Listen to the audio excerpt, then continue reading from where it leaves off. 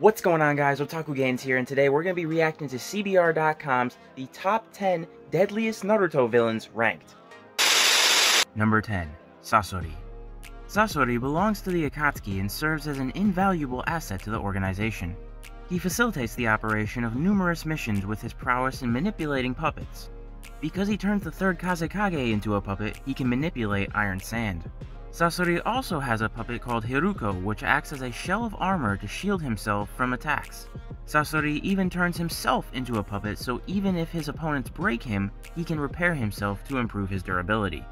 All in all, each of Sasori's puppets has a specific function that enables him to become tougher to beat. Number 9. Danzo. Danzo, arguably the most callous villain from the Leaf Village, becomes deadly by gaining possession of Shisui's eye and fusing multiple Sharingan and Hashirama cells with his body. Danzo implants Shisui's eye and consequently acquires Koto Matsukami, one of the strongest genjutsu, enabling him to control others without them noticing. Since Danzo implants multiple Sharingan into his arm to perform Izanagi, he can reverse any negative effects done to him by changing reality. These powers, in conjunction with Danzo's willingness to kill anyone whom he deems a threat, makes him a terrifying villain. Number 8. Orochimaru. Orochimaru experiments on living people to come closer to his selfish goal of mastering all jutsu through whatever means necessary. He strives to become immortal and develops a few techniques to do so. For instance, Orochimaru can replace his body after sustaining an injury with his substitution technique and take over other people's bodies to extend his lifespan. Thus, Orochimaru does not have any compassion towards others, and his opponents find it difficult to bypass his immortality as he defeats multiple Kages in the show. Number 7. Kisame. Kisame possesses a serious threat to other characters due to his unique attributes. He has so much chakra that even a clone of himself could produce gigantic waves that immediately submerge the vicinity in water. Furthermore, his proficiency in water release is second to none, as he is arguably the best water release user in the show. Kisame also wields a sword called Samehara, which further bolsters his water release capabilities, because it allows him to swim quickly, breathe underwater, and absorb chakra. Thus, only a few characters can rival his strength. Number 6. Pain. Pain exudes a terrifying presence during his infiltrations of the Leaf Village by eradicating everyone's homes and killing their loved ones. The Rinnegan bestows Pain some of the show's most powerful jutsu, including Almighty Push and Catastrophic Planetary Devastation, so the ninjas of the Leaf Village struggle to counterattack regardless of their strength. Even Naruto, who gathers information regarding Pain before their fight, initially fails to overpower Pain. Naruto has to rely on both Kurama and Minato to stand a chance against Pain's sheer power. Number 5. Kabuto. Kabuto initially does not have an intimidating presence. However, he quickly becomes a force to be reckoned with once he learns Sage Mode and fuses his body with Orochimaru's cells. Kabuto shows how powerful he becomes after successfully mastering Sage Mode and fusing Orochimaru's cells when he employs Edo Tensei to a far greater scale than Orochimaru ever has. Additionally, Kabuto pressures both Itachi and Sasuke in their fight, demonstrating that his fighting capabilities could instill fear in even the strongest members of the Uchiha clan. Number 4. Obito. Obito pretends to be a harmless member of the Akatsuki by keeping his identity shrouded in mystery. However, in reality, Obito is the mastermind behind the Akatsuki's operations. His strength mostly stems from the abilities granted by his Mangekyo Sharingan, as he employs Kamui to travel to different dimensions, make his body intangible, and warp opponents into a different dimension.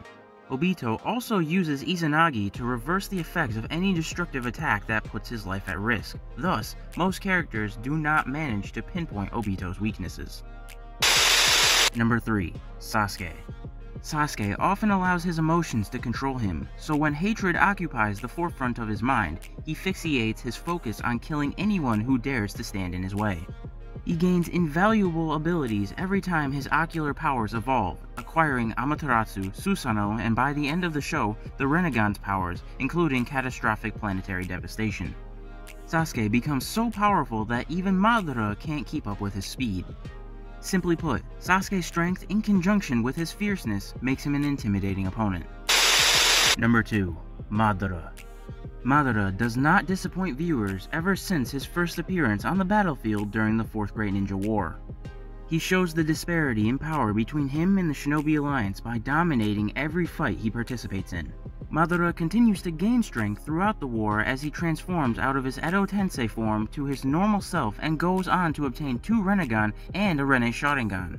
Only the strongest members of the Shinobi Alliance, such as Might Guy, can satisfy his desire for battle. Number 1. Kaguya. Black Zetsu resurrects Kaguya after stabbing Madara, thereby presenting an even larger threat for Team 7 to face. Sasuke immediately senses that Madara's chakra reserves pale in comparison to those of Kaguya. Additionally, Kaguya can instantly change the dimension she is in, and she can also open portals to other dimensions, forcing Team 7 to constantly be on their toes. Kaguya's all-killing Ash Bones also proves to be a handful for Naruto as Kaguya destroys each of Naruto's clones with ease. Team 7 eventually seals Kaguya, but not without crucial power-ups, assistance from Obito, and teamwork. And that is the list. Overall, for once, I actually think CBR's list is actually pretty decent, but it does have some flaws.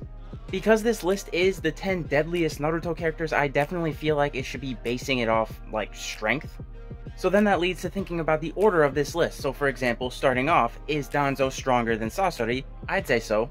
Because while I do think that Sasori does get the short end of the stick a lot of times due to the fact that he got beaten by a pink trash can, I do think he is a lot stronger than people give him credit for due to the fact that he was also fighting Chiyo, and if Chiyo wasn't there, Sakura would have gotten raffle stomped by Hiruko's tail. Sasori would have shoved that tail so far up Sakura's billboard forehead that Sarada wouldn't exist anymore. But with all that being said, I do think Danzo is debatably stronger because, yes, Danzo did get squashed like a grape, but we gotta remember that he was fighting against Mangekyo Sharingan Sasuke. So at that point, you gotta think, would Mangekyo Sharingan Sasuke beat Sasori? I'd say so. Then you ask, is Orochimaru stronger than Danzo? Yeah. Is Kisame stronger than Orochimaru? Yeah. Is Pain stronger than Kisame? Yeah. And I'm not even gonna go through the rest. I'd say it's pretty good order. Even if the list made some dumb statements like Sasuke being faster than Madara, or completely leaving out the fact that Obito had Sage of the Sixth Pass mode.